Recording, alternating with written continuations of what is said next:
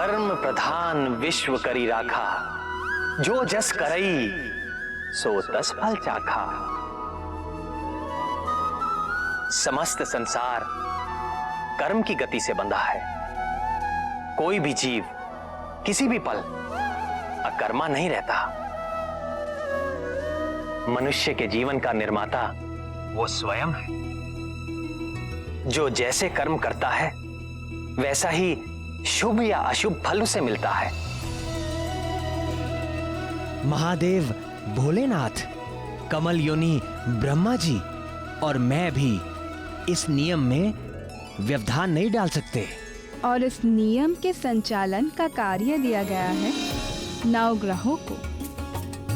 वे निरंतर आकाश पथ का चक्कर लगाते हुए मनुष्य के पूर्व कर्मों के अनुसार फल देते रहते हैं।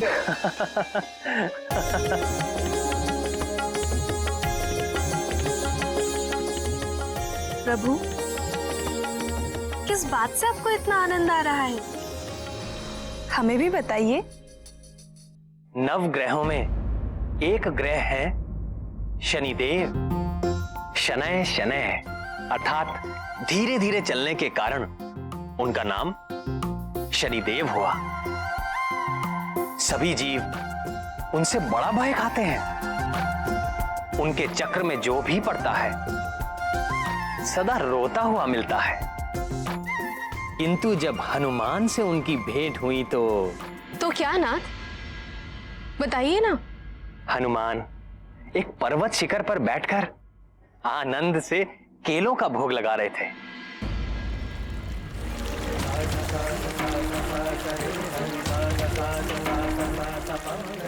तभी एक धीर गंभीर स्वर ने उनका ध्यान भंग कर दिया। केसरी नंदन,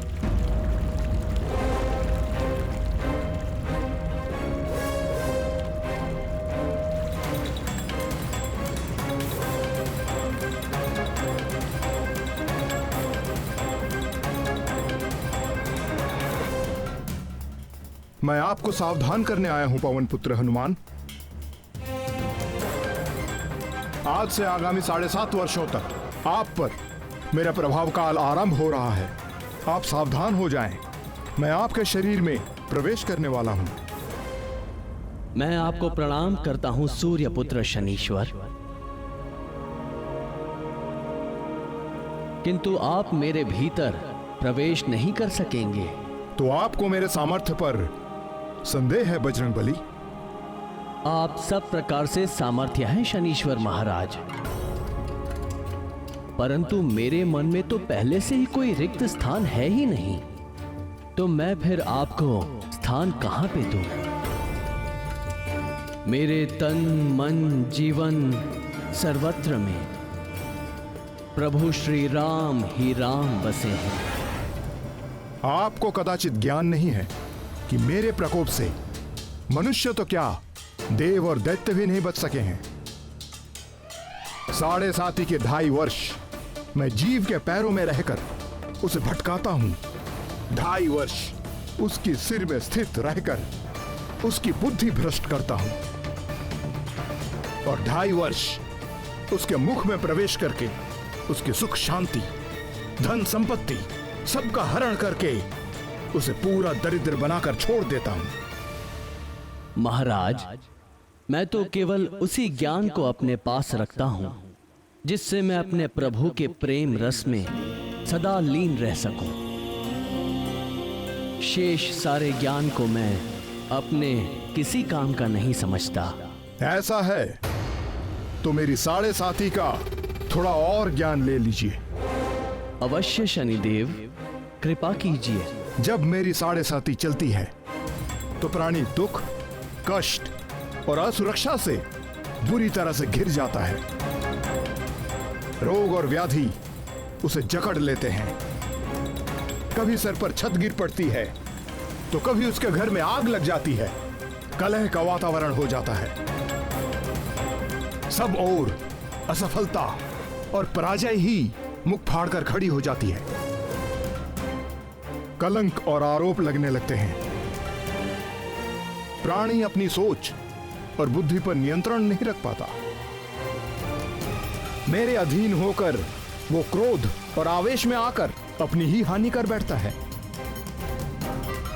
मन व्यथित रहता है, वाणी कठोर बोलता है, सुख नष्ट हो जाता है, संपत्ति का नाश हो जाता है, दुख, ग्लानि और शोक, इसके अतिरिक्त उसके पास कुछ भी नहीं रहता। सावधान हनुमान, आपकी 7.5 इसी क्षण प्रारंभ हो गई। यदि आप अपना निर्णय नहीं बदल रहे और आपने श्री राम के तुच्छ भक्त से ठान ही ली है, तो आपका स्वागत है शनीश्वर। आपका जो नियम है आप उसका पालन कीजिए और मुझे जो करना है मैं वो करूंगा। आपको पीड़ा देने में मुझे कोई रुचि नहीं है हनुमान, किंतु काल के विधान में मुझे यही कार्य मिला है और मेरे कार्य में कोई बाधा डाल सके ऐसा किसी के लिए संभव नहीं।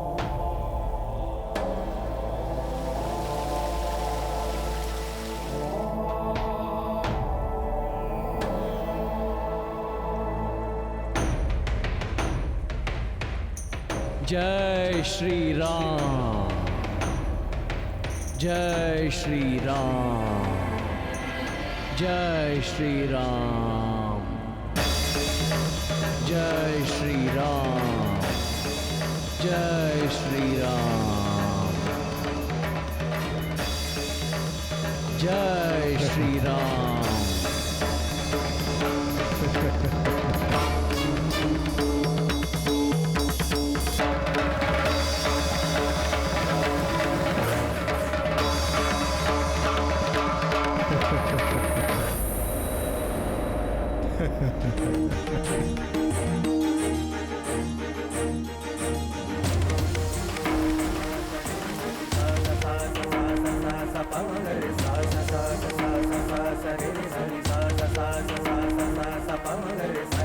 जय श्री राम।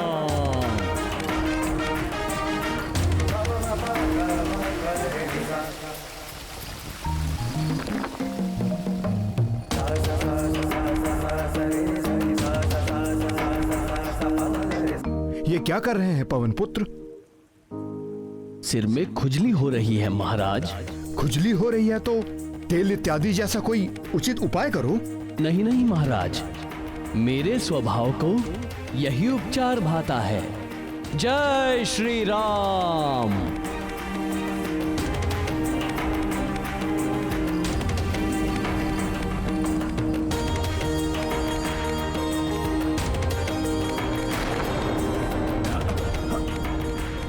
हे मारुति नंदन, इन चट्टानों के बोझ से मैं मरा जा रहा हूं, कृपया इन्हें हटाएं। क्षमा करें शनीश्वर महाराज, जैसे आप काल के विधान से विवश हैं, वैसे ही मैं अपने स्वभाव से विवश हूं। जय श्री राम।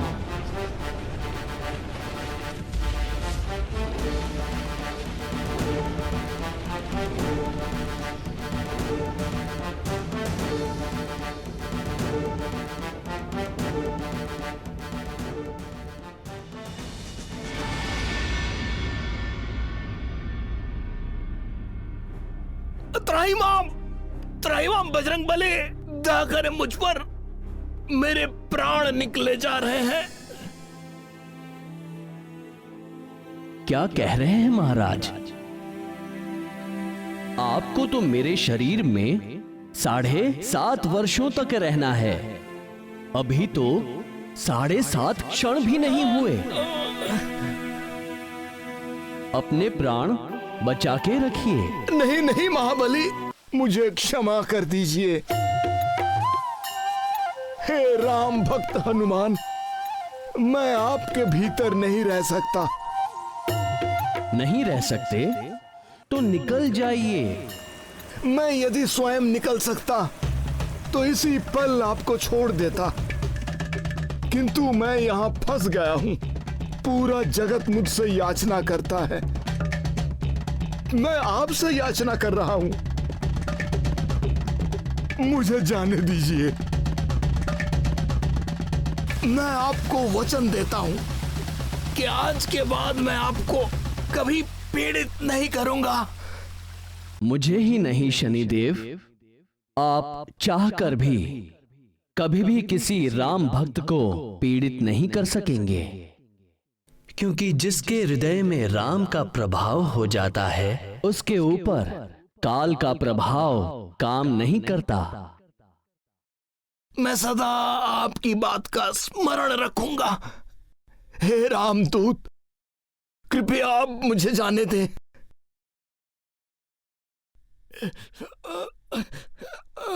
जय श्री राम।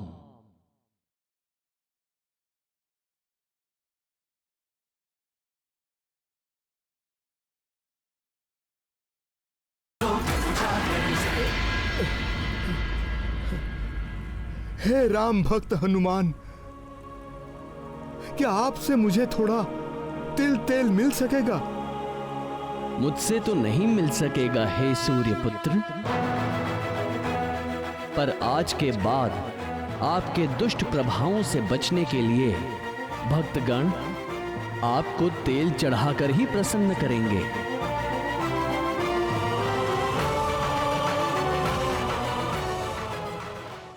वो तो शनिदेव ने शीघ्र ही उनसे संधि कर ली, अन्यथा बजरंगबली पूरे का पूरा पर्वत अपने शीश पर रख लेते।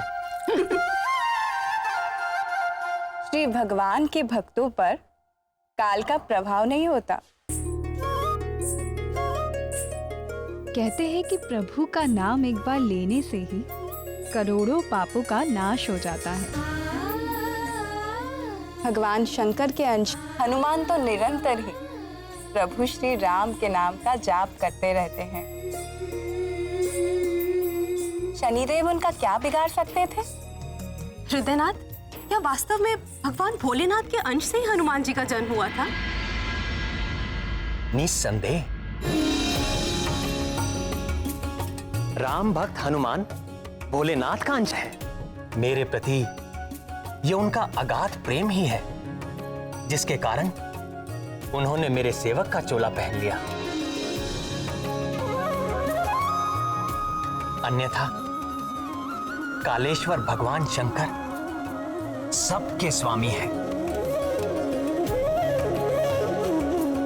मेरे परम आराध्य हैं और मैं उन्हीं को भजता हूं। किंतु कमल नयन, भगवान भोलेनाथ की उस अंश को धारण कौन करेगा?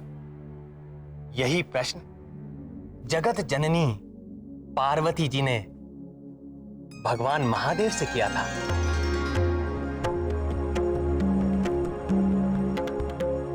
अब आप ही बताइए, भोलेनाथ ने क्या उत्तर दिया था? स्वर्गलोक की एक अप्सरा है जिसका नाम है पुंजिक स्थला। स्वर्गलोक की अप्सरा? अप्सरा ने वानर को जन्म दिया, किंतु यह कैसे हुआ स्वामी? मेरी इच्छा होने पर महामाया सब कुछ संभव कर देती है। अति सुंदर, अति सुंदर। देवी पुंजिक स्थला, नृत्य कला में आप मेनका और उर्वशी से कहीं भी कम नहीं।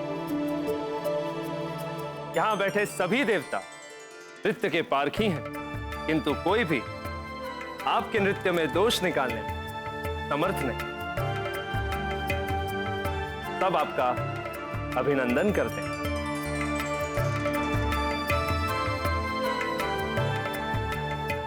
उसके नृत्य के समान ही पुंजिक स्थला का चरित्र भी निर्दोष था। देवराज इंद्र का स्वर्ग भोग विलास की सीमा है, किंतु वहां रहते हुए भी वो अप्सरा भगवान शंकर की नित्य उपासक थी।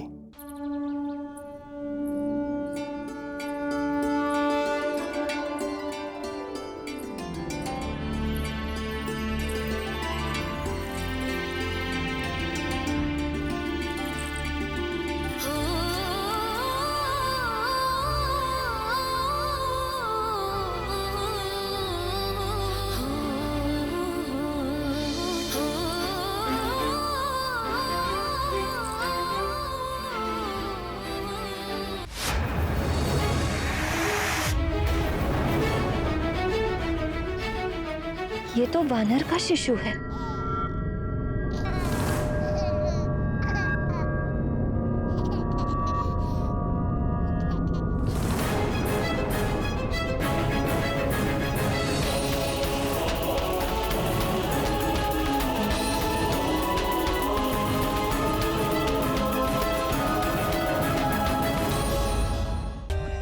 For more updates, subscribe to our channel, click the show links and enjoy watching the videos.